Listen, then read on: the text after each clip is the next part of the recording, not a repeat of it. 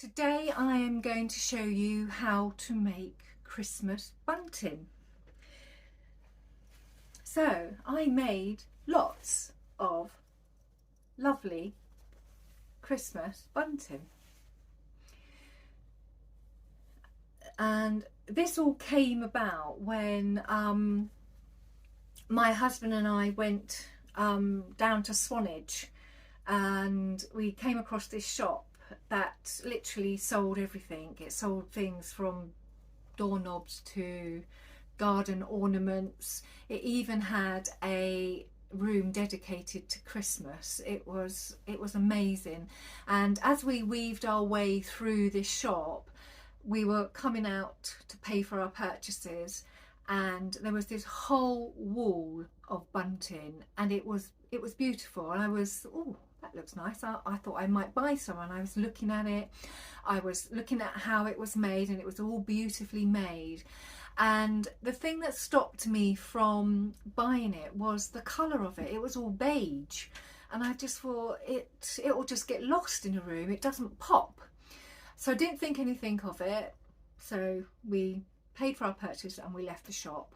And then a few weeks after that, I bought some fold over elastic from Carroway Cottage, and whilst I was on their site I found myself on the Christmas fabric section, and I just bought some Christmas fabric on a whim and didn't think anything of it. And then when it arrived, I instantly thought, God, you know, that would make some wonderful Christmas bunting. It was so colourful. So I set about working on a template, and the reason why I wanted to do this intro is I just need to make you aware that, you know, if you decide to make this Christmas bunting, I need to make you aware of directional fabric. Now the fabric I bought, you can see most of it, especially the fabric that I bought for the larger flags, is not directional. So you've got this holly fabric, that's not directional at all. You've got the star fabric, the green star fabric, that's not directional at all. But it only came to when I started making the smaller flags. You can see that this obviously doesn't go straight down, it just goes diagonal. So I thought I would just show you the template and how I made it up, so when you come to actually purchasing your fabric, you understand how it's constructed, so that you can make a more informed choice when buying your fabric. So I started off with a template. So this template is 7.5 inches by 7.5 inches, 7.5 inches squared. Okay, and when I cut it out, I just cut it out on the salvage of the fabric, and then I started to make it up. And I made this template so that I could make up this bunting really quickly. I didn't want to be stitching each flag forever. I wanted to do it with as little stitching as possible, but still make it look really professional and something that would last, you know, last the test of time. So I got my square, and obviously if you have directional fabric, it will run from top to bottom. So you can see that the flag obviously doesn't run top to bottom, because in the end it will end up on the side. So when you end up putting your lettering on, so I've got a little letter here. So when you end up putting your lettering on,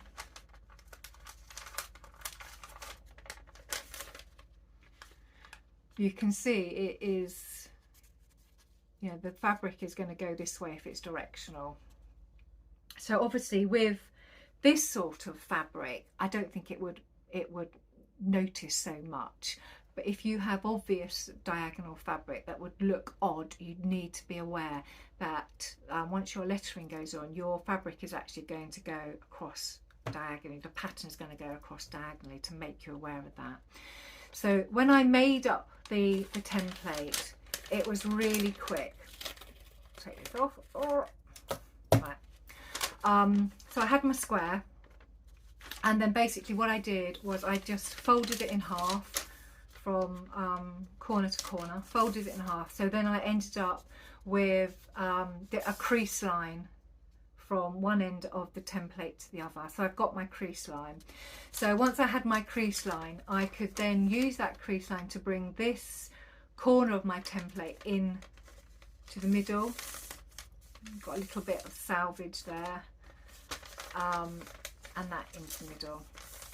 Okay, so once you've got your two pieces in aligned to the middle of that template, don't worry about this salvage. I only put this on to show you it's a small salvage, but you literally bring this corner of fabric to that line and that corner of fabric to that line, and then you end up with the start of your flag. And once that is stitched, which I will show you in the tutorial video, once that is stitched, this gets ironed down and that will then get popped in out of the way into that stitched flag, so it will be all enclosed. Okay, and then the top of this will obviously be stitched into the bias binding, and then you have your lettering.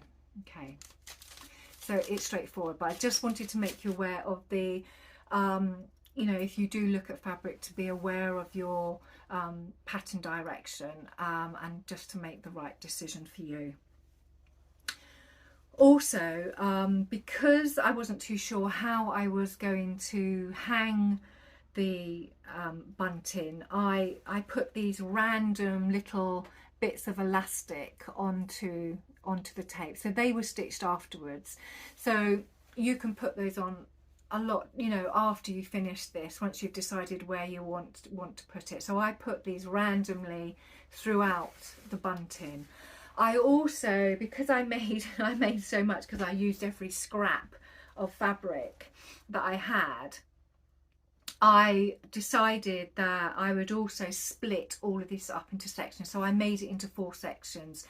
So I made Merry Christmas, which was one section, and I made 3 additional sections with just the smaller flags.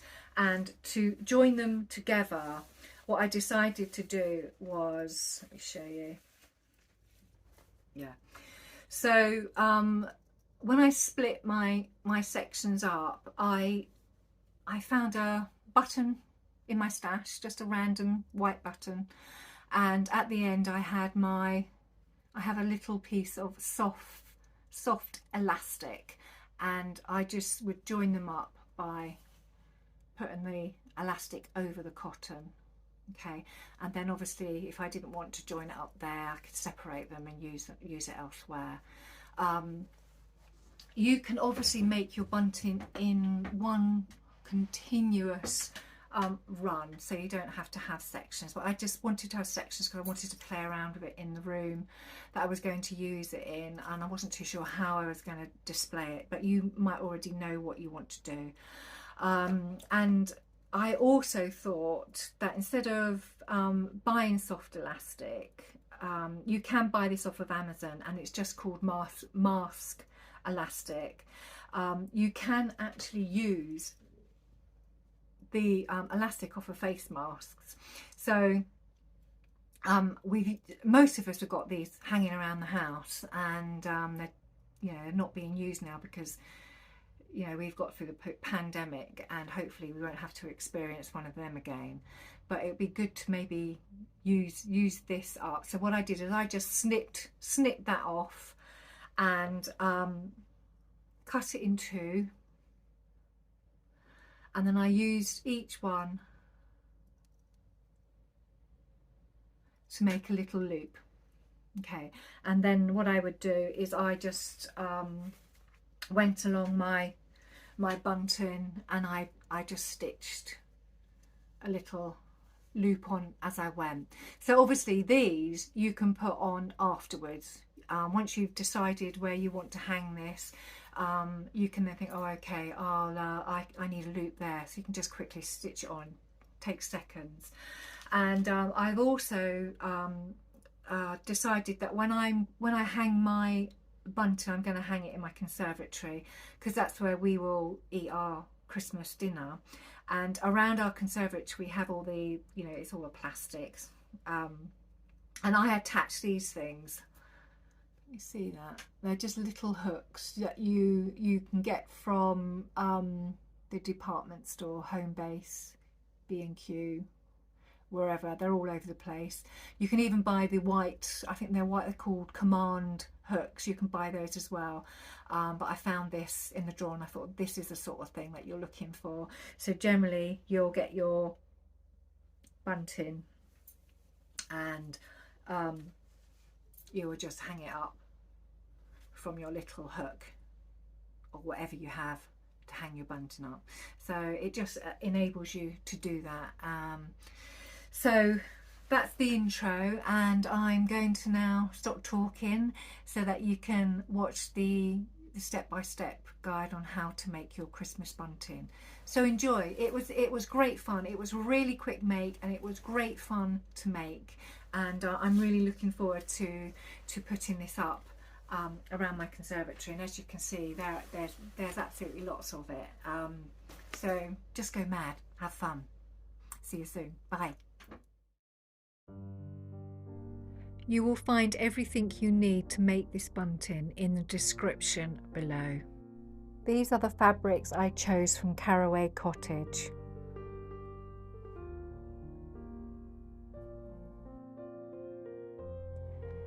Here you can see me making up the first of the large flags.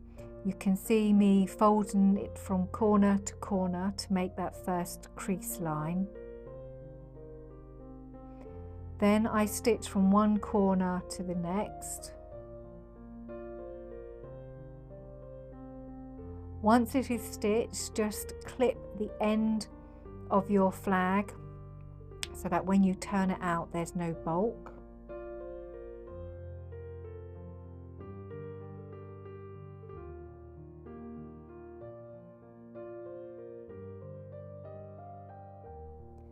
I found when I turned these out it was better to use a crochet hook because it got into the corner, the very corner of this flag, and it was a lot quicker.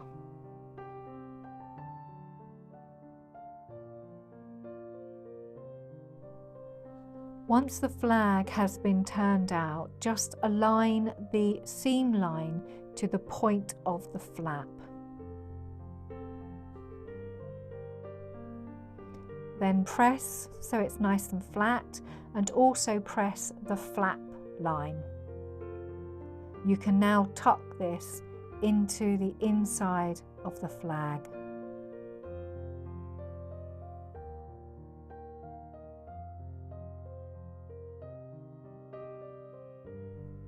Your flag is now ready for its lettering.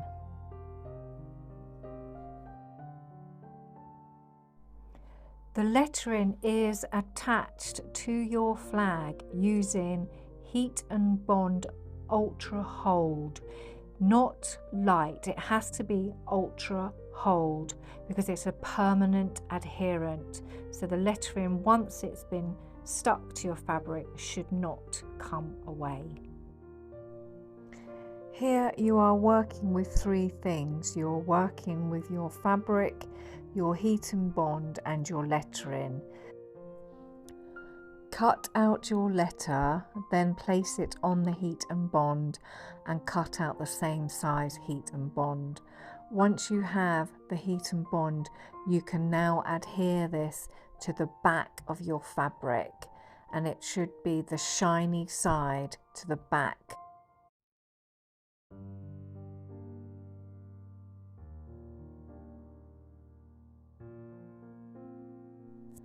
Now iron the heat and bond to the wrong side of your fabric. No steam, just a dry iron.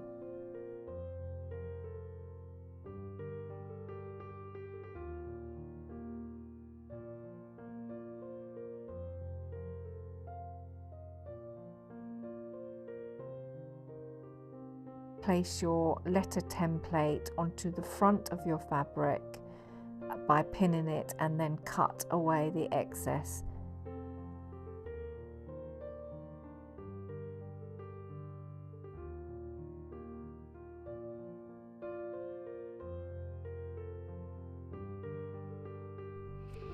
Once your letter has been cut, you can then discard your paper template. Tidy up any of the lettering as necessary.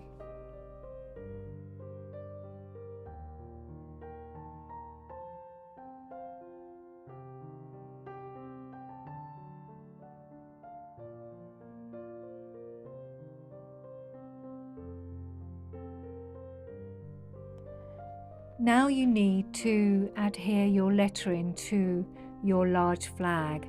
First of all, remove the paper backing from the letter. This is where the ultra hold is and the adhesive. By ironing now, the adhesive will stick your lettering to your large flag. Yet again, use a dry iron and hold the iron down to make sure the adhesive is warmed up and sticks two fabrics together.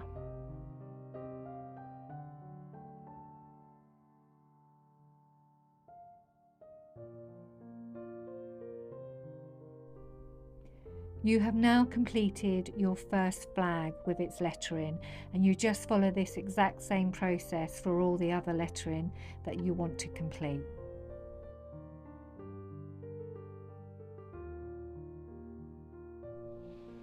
Here you can see I'm making the smaller flags. Fortunately, I had a 3.5 inch grid ruler which I use. Obviously you don't need one of these. Just make your squares to the size that you want and follow the exact same process as you did with the larger squares by folding them over and sewing the edge.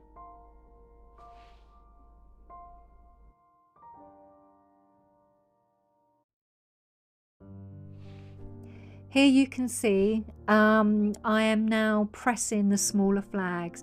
So this has obviously been sped up because I had about 110 of these small flags, which my husband and I had turned out to the right side the previous night. So I literally set about ironing them flat and then tucking the little flap inside, and they're all neat and compact.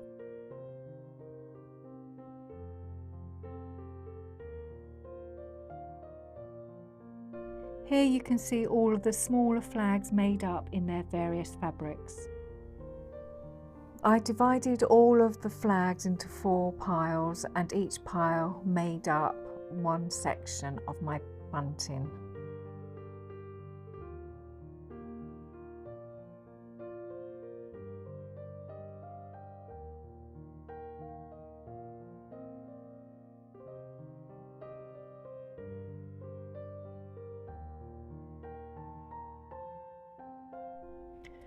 Here you can see me placing the flags. I did not cut the bias binding until after I had finished making that section, and I was happy with the sequence of colours.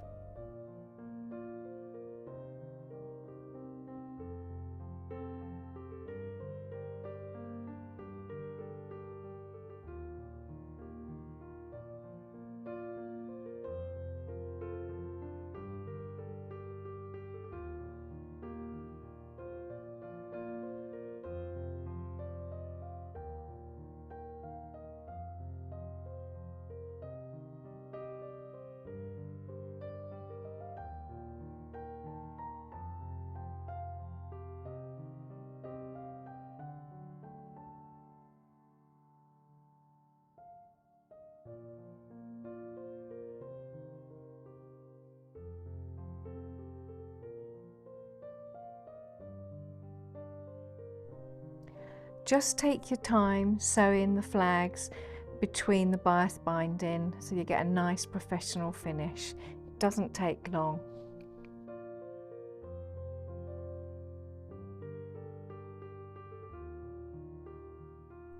If you don't have any soft elastic in your stash, then as explained at the beginning of this video, use the elastic from a face mask, fold it over and put it at the end of your bias tape. As my bunting was split into 4 sections, I added a loop to one end and a button to the other end, and I did that on each section. Obviously, adding loops and buttons is optional. If you decide to make your bunting in one run, you might just want to add loops at either end and randomly throughout the whole lot of bunting.